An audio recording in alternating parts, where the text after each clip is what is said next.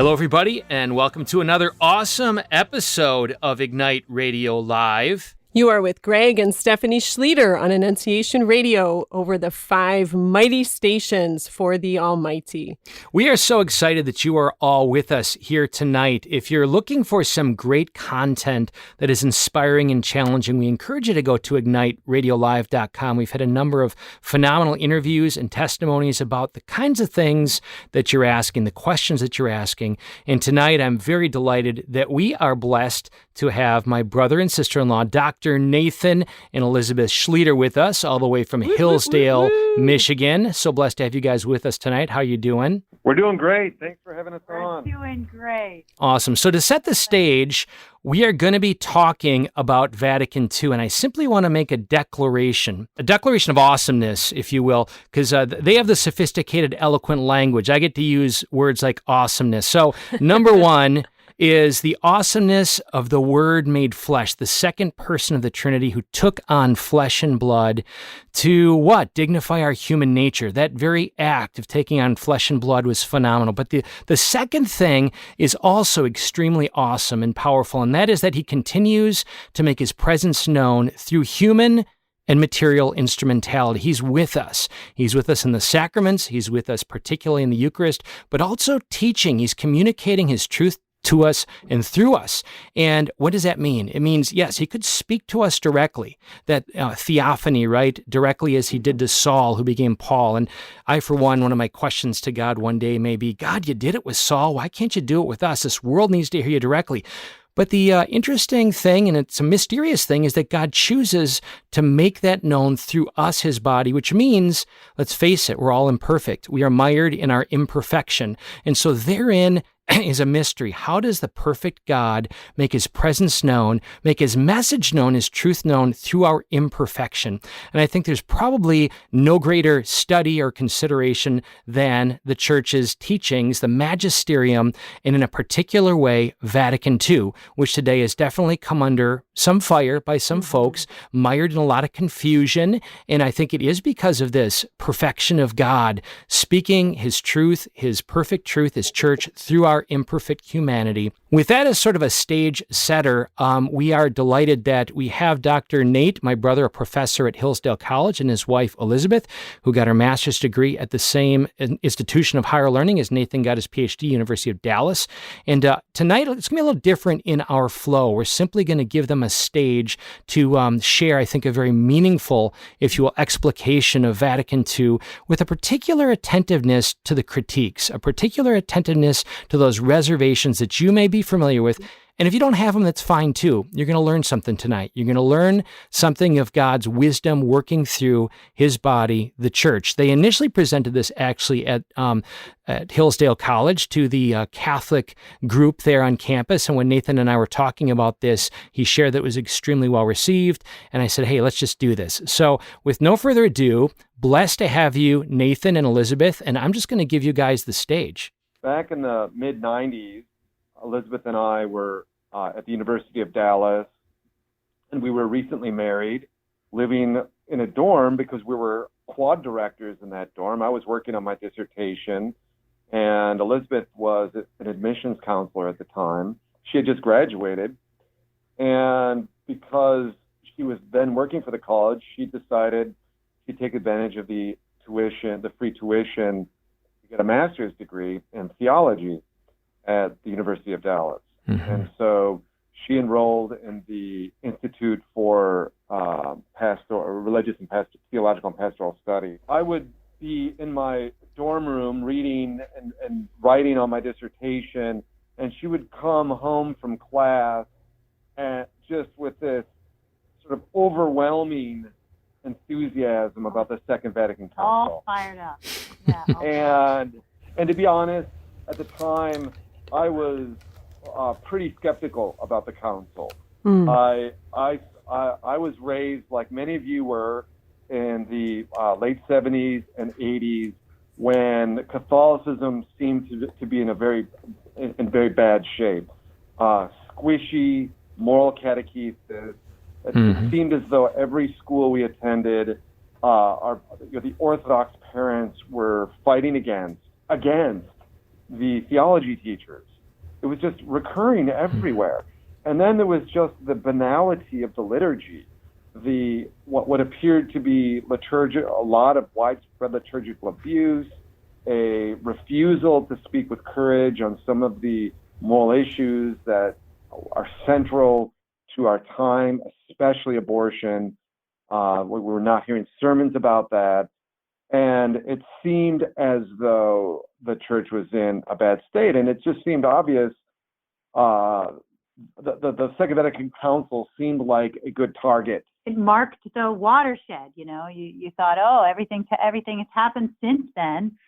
Yeah, but the funny thing about this story is I would come home, and Nate used to say, So I would, so she would be coming at me with how great the council was, and I would just start kind of pushing back a little bit. Well, I'm just not so sure, and then her voice would rise a little bit, and she'd get, every time I resisted, she would get more energetic. I would come up with my big bound copy of all the council documents, and Nate's joke was I would hit him upside the head with it, and he would try to, hedge a little room to disagree. And I wasn't going to give him any room. Isn't this amazing? I mean, look at this document. Isn't this great? So in a way, our disagreements about the council early on were a figure for some of our marital problems. I learned over the years to give people a little room, not to be completely on board with whatever I was passionate about. But the big question she asked at the time was, where is that in the documents? I would raise these objections, and she would say, where is it in the text? Just show me where you're getting that from. Have you read the document? And I always had to say, no, I'm sure it's there. I just had this generalized sense that somewhere there, that this was going to be, these reservations I had were going to be somehow supported in those documents. So I finally had to read the documents, and that was the big change for me, and has become a great part of our own marriage, is sort of enjoying what that means. So that's just a little entree into the topic that we're treating here. And Elizabeth's going to say a little bit more about how we're going to approach this. We are going to talk more about the actual text of the documents in this program, but kind of the upshot of that story is that if you are one of those people who just has doubts about the council or doesn't know what to think about it, a lot of people share that experience. I think it's really common, and it's really understandable, because especially if you grew up if you came of age in the 70s and 80s and even early 90s, you often heard from the more progressive or liberal or even unorthodox church leaders that they would appeal to the Second Vatican Council, right? So, and you look around, just look around, you see that the catechetical carnage during those years, 70s and 80s, like Nate said. My mom there wasn't a single high school religion teacher that ever taught clear doctrine during my high school years. And that's a scandal, right? That's a big problem. So people have this sense that Vatican II is to blame. It marked the change in the 60s. And sometimes that idea is fed by others. I think it can be fed by strong opinions on the left and the right. But we will argue that blaming of the council is misguided. We're going to try and put some evidence before you. We're going to draw on the council documents themselves, Catechism of the Catholic Church, and the writings of Pope Benedict XVI, especially the Ratzinger Report, which was released in 1985, and the 2005 Christmas address that he gave. And we might read some of those passages out loud. And one reason that we draw heavily on Benedict XVI is he is the one who directly confronts this question. Is the council to blame for the crisis in the church? Why or why not? He's asked this question and he responds to it. So he's really helpful for sort of facing it head on. So let's just talk quickly about the council itself to get the basics down, because a lot of listeners maybe don't know what it is. Our daughter Helen, who's very bright, she's a freshman at the college, recently at the dinner table said, what is the Second Vatican Council? I don't really even know. I just hear people talk about it. And that's why we gave that talk at Hillsdale, because we realized there was a lot of talk about the council, but no one really knew very much about it. So this was an ecumenical council called by Pope John the 23rd in 1962. Midway through the council, John the 23rd died, and Paul VI was elected Pope, and he reconvened the council. He did not have to do that, I should note, but he did reconvene the council, and they finished their work in 1965. There were over 2,000 bishops that participated in that council, along with a lot of theologians, and observers, and others, including Benedict XVI and John Paul II were both participants in the council. And it produced 16 documents. The first was on the liturgy, but the other documents concern the nature of the church, the nature of divine revelation, ecumenism, religious liberty, and the role of the church in the modern world. So one thing Nate and I, when we've talked about this, we get this from Benedict XVI also, that just like C.S. Lewis in Mere Christianity says, you've got three choices when it comes to Jesus Christ. And you have to pick one of the three. There aren't any others. And the three choices Lewis says, if you remember, he's either a lunatic, he's a liar, or he's the Lord. And something analogous to that comes to the fore with the council. We have to have one of three attitudes toward it. The first one is what Nathan dubbed the hermeneutic of squish. And if hermeneutic is a big scary word, it just means the mode of interpretation for something, how you interpret something. So the hermeneutic of squish, or the interpretation of squish, is I hear a lot of stuff about the Second Vatican Council. It doesn't sound too good. I'd rather not think about it. I'm just not going to go there, right? That's hermeneutic of squish. It's just kind of avoiding the question, right? So it turns out to not really be an answer at all. It's just, I don't want to think about it. The second is what Benedict XVI has called a hermeneutic of rupture. And this is the idea that the council was a rupture. It marks an ending of the doctrinal teaching of the church prior to it, and a truly new thing. It's a break, right, between what came before and what comes after. And then the third hermeneutic, which Benedict XVI and John Paul II both really put forth, is interpreting the council as an expression of authentic reform, the hermeneutic of reform, right? And one thing I'd want to point out about these two, the second and third ones, right? Hermeneutic of rupture or hermeneutic of reform.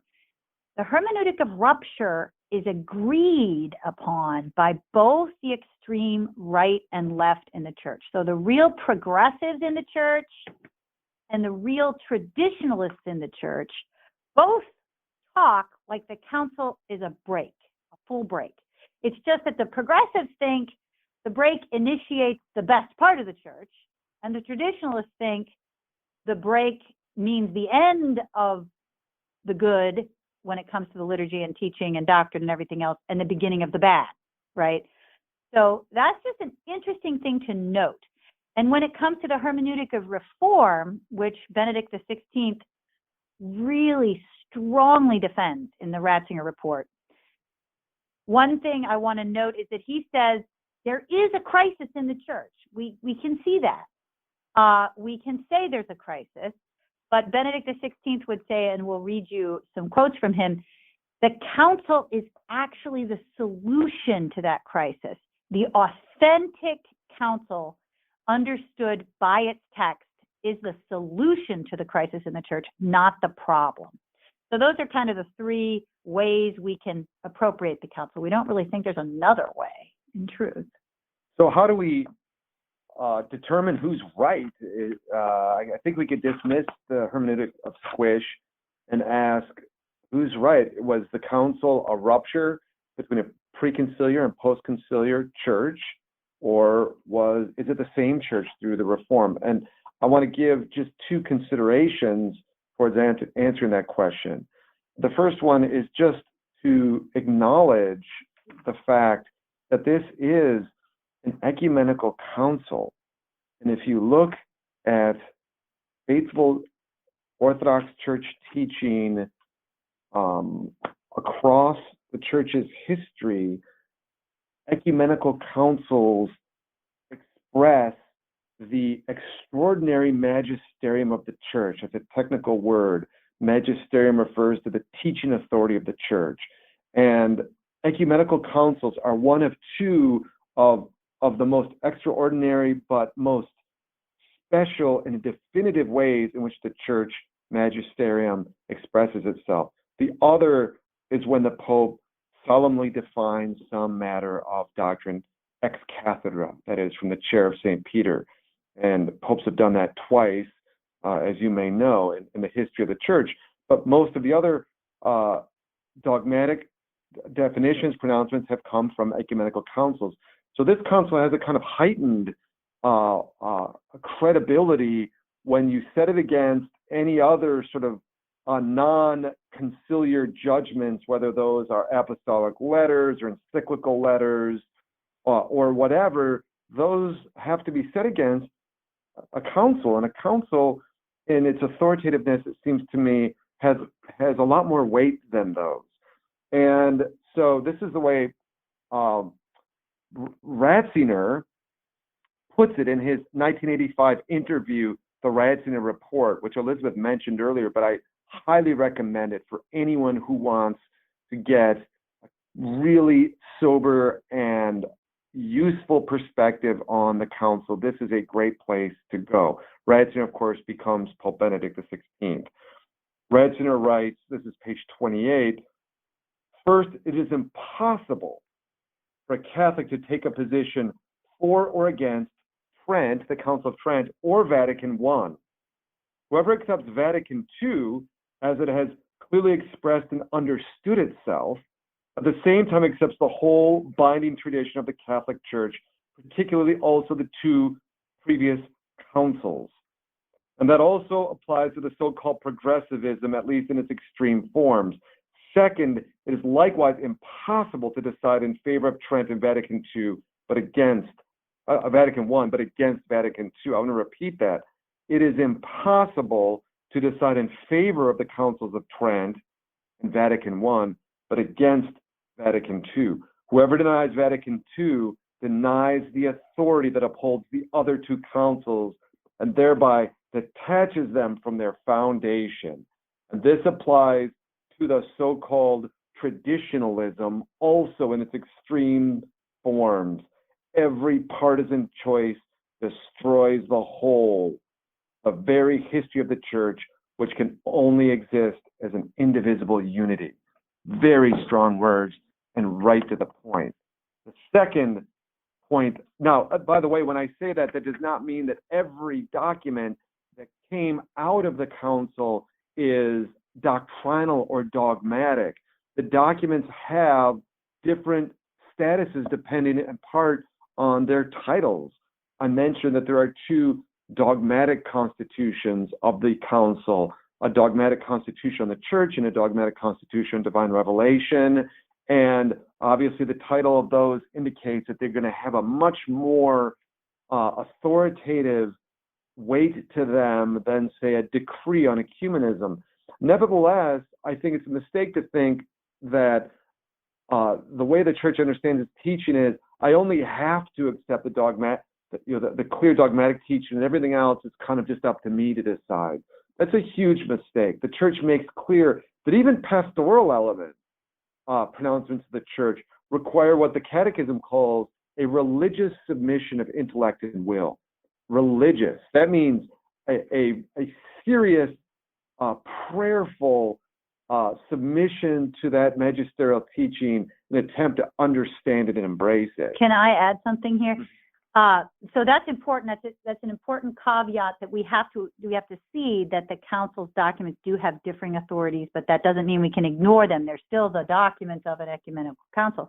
But then, in conjunction with that, we can also say there's a difference between the text, the documents of the council themselves, and the implementation of the council, or the follow-up documents that implemented or tried to implement what the council was calling for. And there, we do not have to give, we can critique those pretty harshly. And in fact, we can see today things like the recent question in the liturgy, and we'll return to this later, of ad orientem, right? Having the priest and the congregation face the east. Cardinal Sarah brought up, this has never actually been changed in the sacramentary, that anyone could face the east. It was never actually changed. People just started doing it toward the people, and that became the practice. So there's a lot of room, again, that the key is to know the council itself and to know that that's what carries the weight and the authority, not necessarily everything that comes after it. I just wanted to put that in there too. That doesn't demand our assent of faith in the same way. Thank you for that. The second point I wanted to make then is not only that this is an ecumenical council, and so therefore has it's the same type of council that the councils of Nicaea and Ephesus and Chalcedon, the first four ecumenical councils, also Trent, were. And so if you're thinking through the faith of the church, it's the same magisterium. But secondly, the five popes that were involved in that council or since that council, all five of them, including two of them that have been canonized as saints, John the 23rd and John Paul the Great, John Paul II, affirmed that council, approved of it. And not only that, but Benedict XVI and John Paul II very explicitly made faithful implementation of the council their primary goal. So I would like to read just one passage from Ratzinger and the Ratzinger report on this issue. This is page 31. To defend the true tradition of the church today means to defend the council. That is the Second Vatican Council. It is also our fault. We at times have provided a pretext to the right and left alike to view Vatican II as a break and abandonment of the tradition. There is instead a continuity that allows neither a return to the past nor a flight forward, neither anachronistic longings nor unjustified impatience. We must remain faithful to the today of the church, not the yesterday or tomorrow. And this today of the church is the documents of Vatican II without reservations that amputate them and without arbitrariness that distorts them. And he says stronger things about that as well.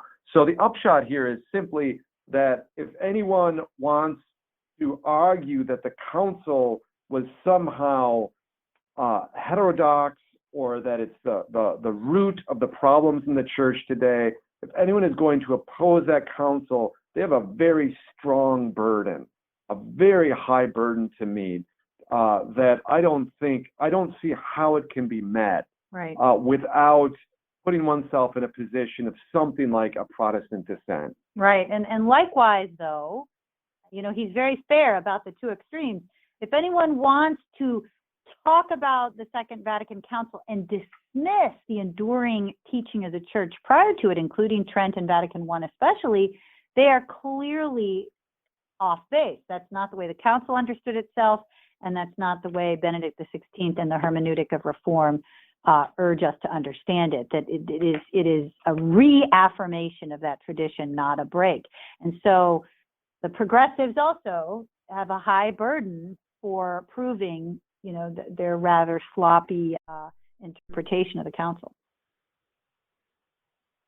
Is it me now? Oops. Okay, you might have to. All right. So one important part of the context of the council, in addition to the history, is to go back and ask, why was the council convened? And again, the claim of Benedict XVI very clearly in the Ratzinger report is that the way we find out what the spirit of the council is through the text of the council. That's how we find out. We don't make stuff up or interpret the Second Vatican Council the way we might want to interpret Vatican III, which hasn't happened yet, right? We have to pay attention to the text. So the place we would go is the opening address of Pope John the 23rd when he opened the council, called Gaudet Mater Ecclesia. And that opening address is very clear about why at least Pope John the 23rd understood the council to be convened. And what I think is interesting is comparing what he says in that address to kind of the popular understanding of why the council was convened. When you look up, the Second Vatican Council, or you hear people talk about it, often they will refer to a comment that John the 23rd made in a different speech, and I don't even know exactly what speech it is. Nate thinks it's an address he gave in 1958. But he made a comment where he said, we're going to, quote, open the windows of the church and let in fresh air, unquote. And you hear this quote thrown around as if this is the reason that the council was convened, but you can't find that image anywhere in his opening address. Instead, you find a different image.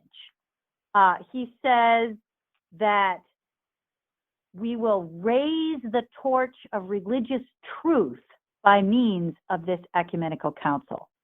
And then elsewhere he says, the principal duty of the council is the defense and advancement of truth. And this is a quote from that address.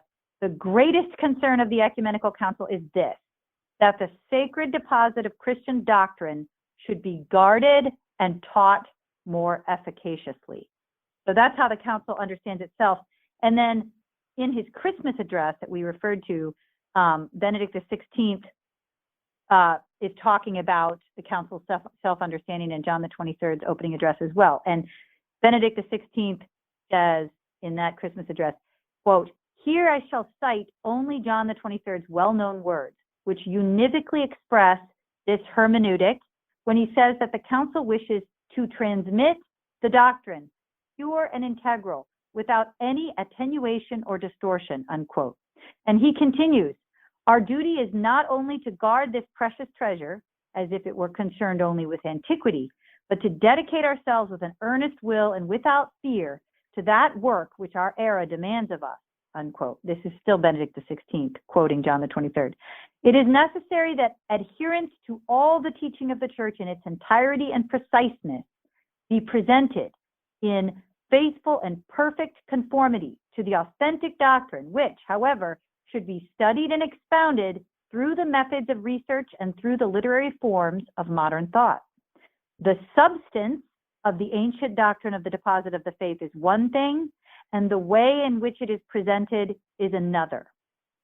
So that makes clear the council, according to John the 23rd, thinks that the whole point of convening this ecumenical council is to advance the truth and to not to define doctrines or come down with anathemas or new or more precise expressions on a doctrinal problem, which in that address, John the 23rd says many previous councils did this, but that's not the point of this council. The point of this council is simply to take the truth that we have and make it more and proclaim it more clearly in a way that more people can understand in the best modern modes that we have. So that's the self-understanding of the council. I think it's important to really understand that and not kind of the popular view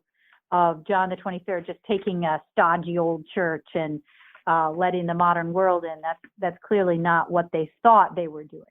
Okay, now we want to get to some of the real issues and just identify them one by one and go through them and what at least we think are maybe some of the core things that people are concerned about. So we'll start here with Elizabeth, and we'll just kind of take turns here and identify them.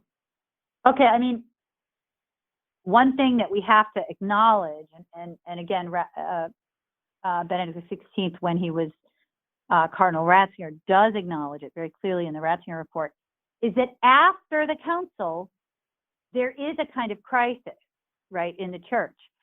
And in his Christmas address, it's really interesting, Benedict XVI quotes, I believe it's St. Augustine. St. Basil the Great. Oh, St. Basil the Great, yes.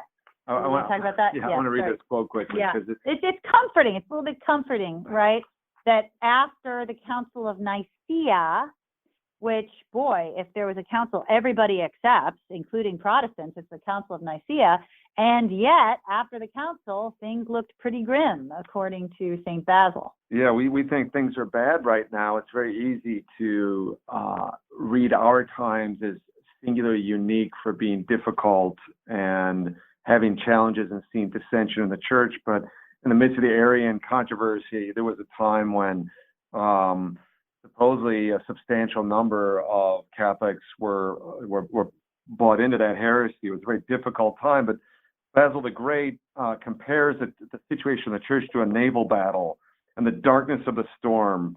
And Benedict quotes St. Basil the Great as saying this: "The raucous shouting of those who through disagreement rise up against one another, the incomprehensible chatter, the confused din of uninterrupted clamoring has now filled almost the whole of the church, falsifying through excess or failure the right doctrine of the faith." Now, Benedict says we don't want to apply precisely this dramatic description to the situation of the post-conciliar period, yet something from all that has occurred is nevertheless reflected in it. Yeah, so maybe it's not totally out of the ordinary to have dissension after a council, right? In a way, one of the things Ratzinger says in the Ratzinger report is he indicates, yeah, well, the council, the devil would like the Second Vatican Council to be dead on arrival. He would like it to be ignored and misinterpreted and kind of passed over by the left and the right and not really understood and lived. So I think we can say, yeah, there's bad stuff going on. I mean, if you're in your 40s, you lived through some of the worst of it, right? So we can disagree about exactly what these are, but I think we can generally say that the immediate implementation of the council was flawed, at least flawed, right? Many things were done, especially in the liturgy, in the name of the council, but often contrary to what it says. And we can see that there's catechetical abuses, especially right after the council, though I think that is improved to some extent. When Nate and I were in high school, and certainly Greg and Steph, when you were in high school, the high school religion teachers in the 70s and 80s, they had like a 10% chance of getting church teaching right? But we also just see widespread dissent on abortion. Yeah.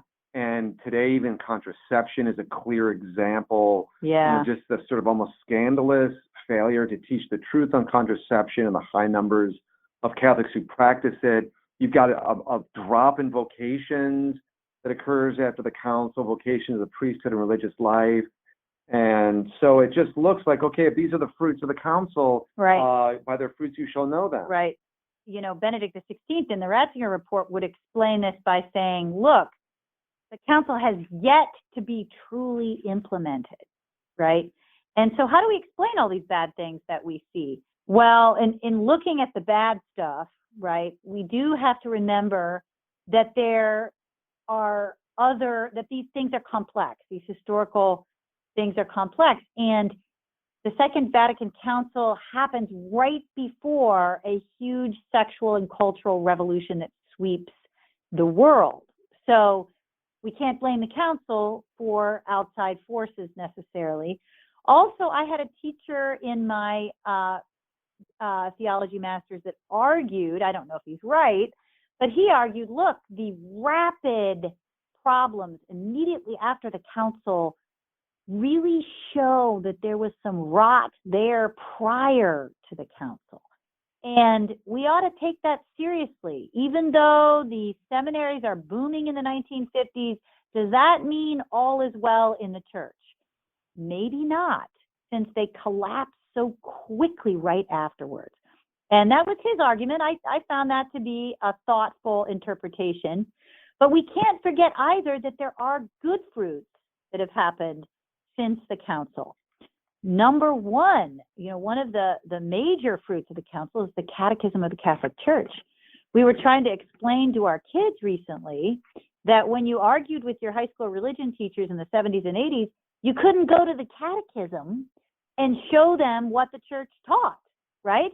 Because you could only go to the Baltimore Catechism, and they might say, oh, well, Second Vatican Council changed all that. And then you'd have to go to the council, and you'd have to prove it through the council. So the Catechism of the Catholic Church, if you just open that up and look at the footnotes, that right there, it gives you a tremendous example of the good fruits of the council. The footnotes referencing the documents of the Second Vatican Council, especially the major three, are probably more than 50% of the footnotes in the catechism. So if you like the catechism, you can recognize that it's a child of the council. Also, the pontificates of Benedict XVI and John Paul II. In addition, Greg and Steph, I consider your work a fruit of the Second Vatican Council. I mean, you look at the leading evangelizers today, the lay evangelization in this country, Catholic evangelization, is unbelievable. And it is exactly what was called for by the council and really did not exist like this to the same extent.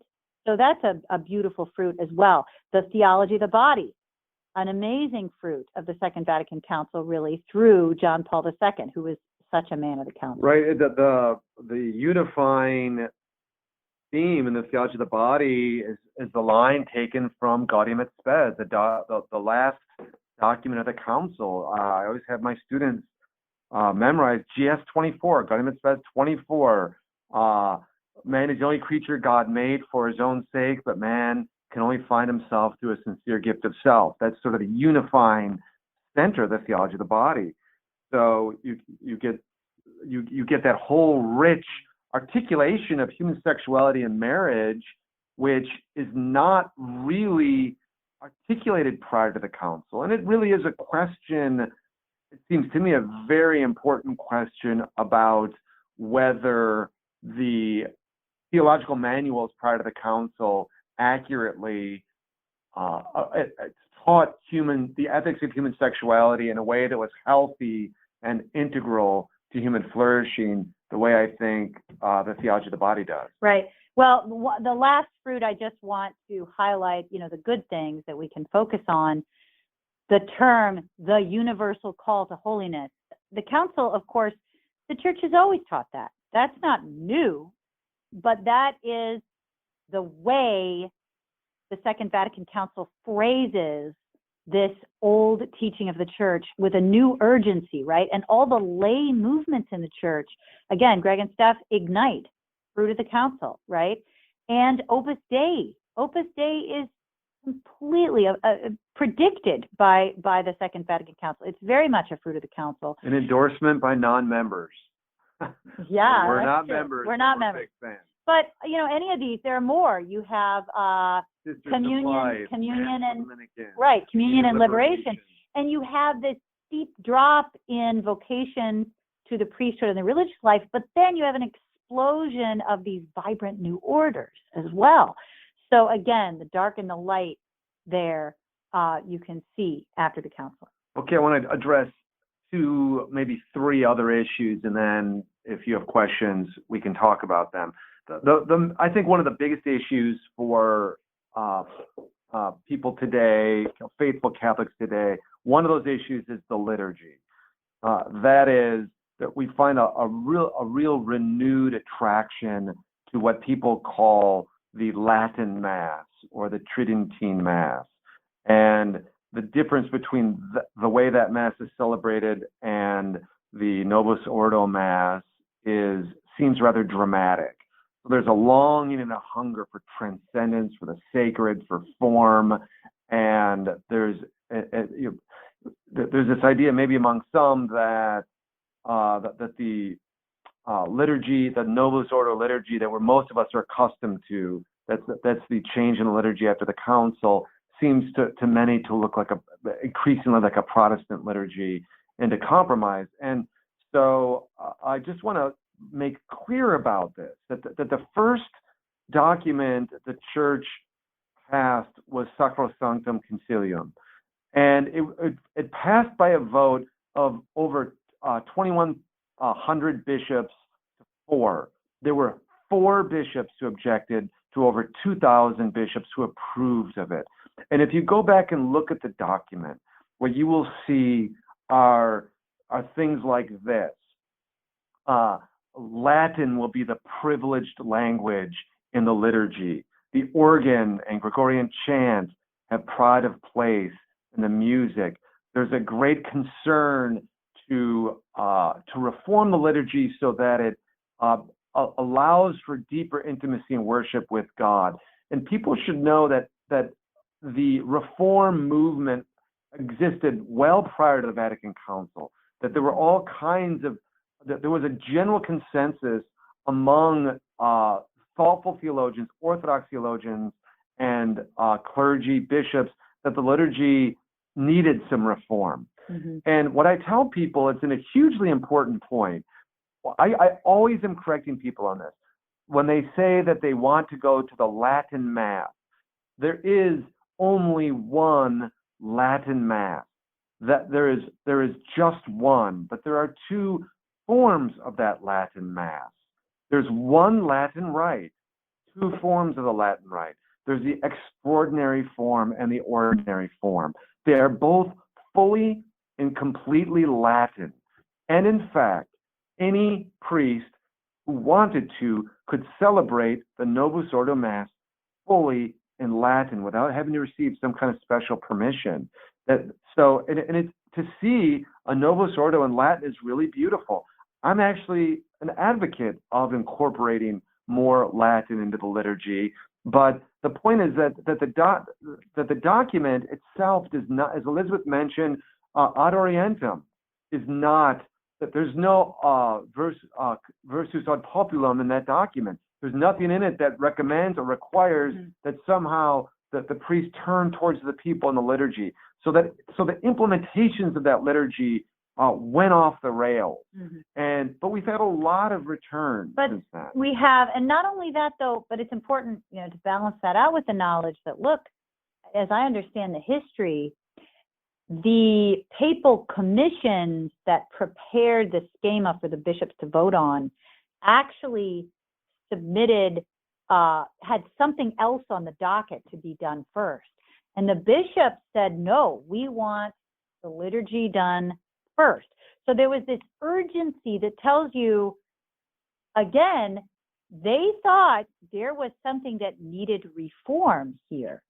And again, Benedict XVI brings back the extraordinary form purposefully so that, again, I think he's emphasizing the continuity, right? Not rupture. We're not going to ban it. How could something that was the source and summit of the church for hundreds of years be banned? That doesn't make sense.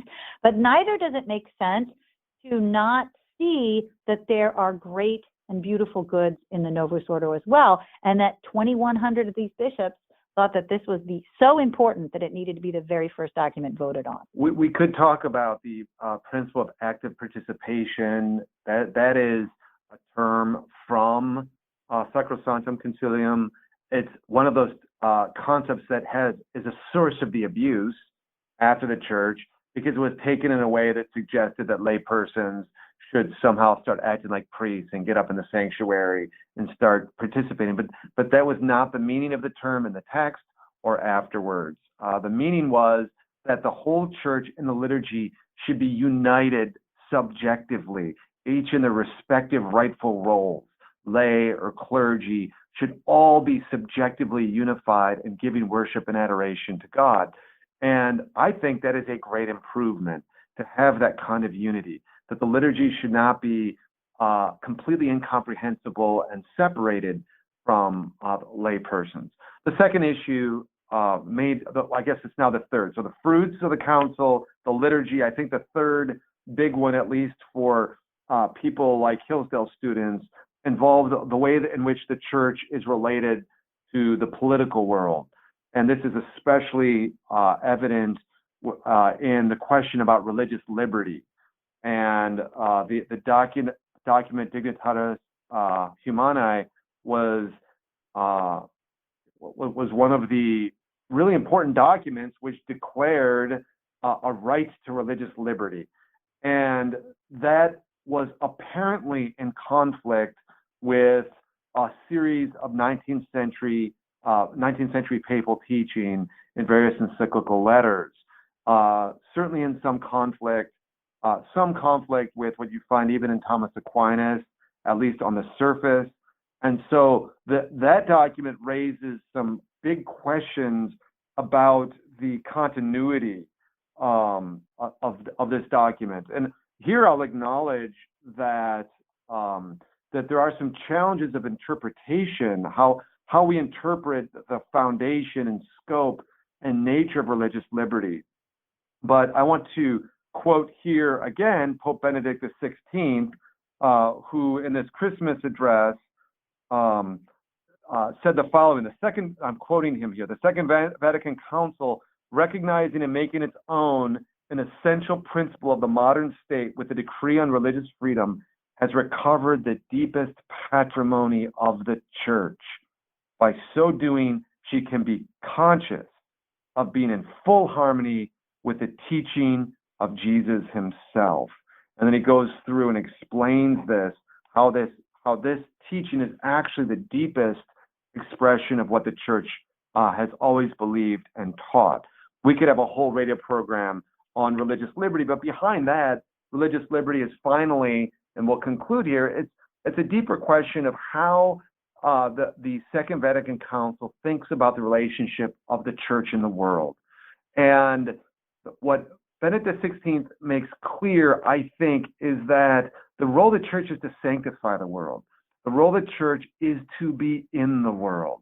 And faithful Catholic teaching, it's one of the things I love about Catholic teaching, is the relationship between nature and grace.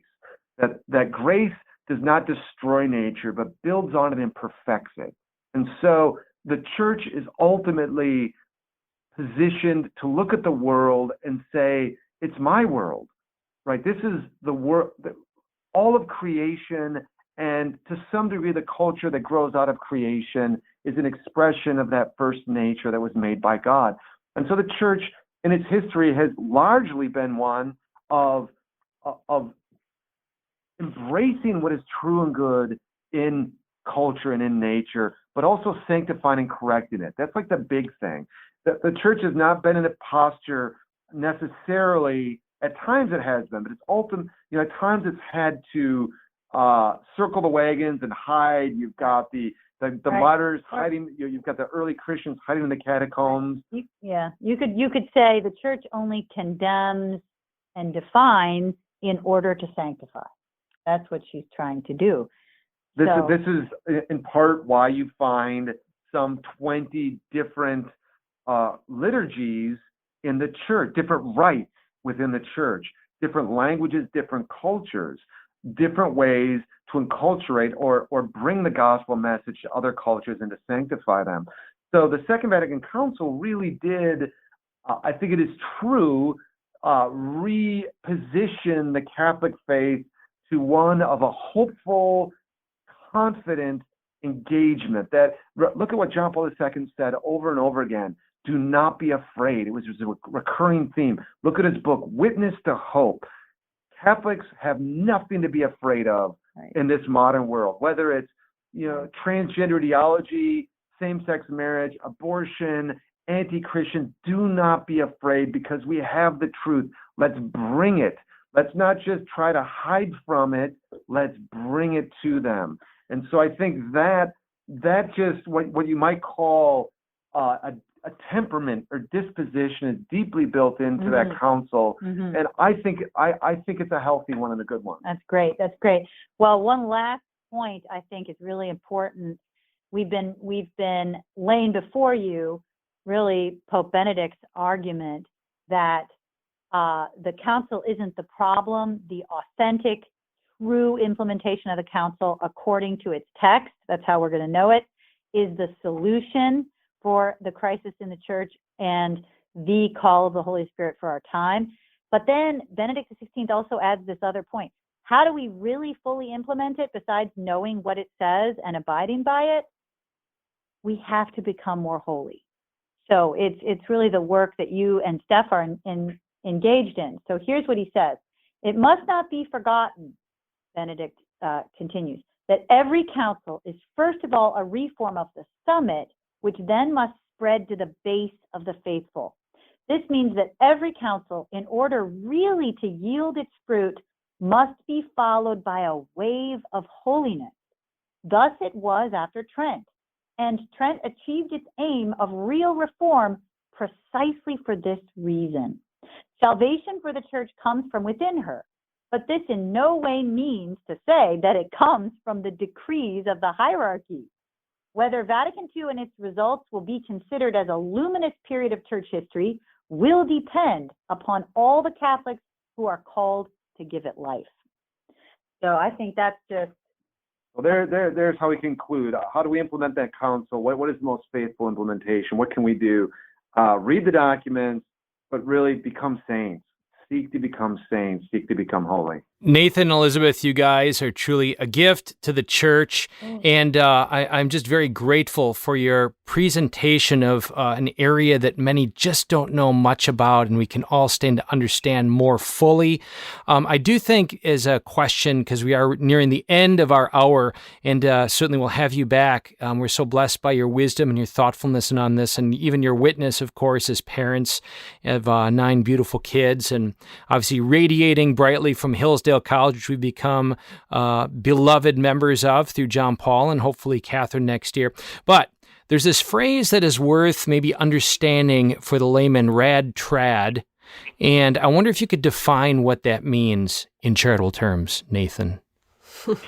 Well, it's obviously short for radically traditionalist.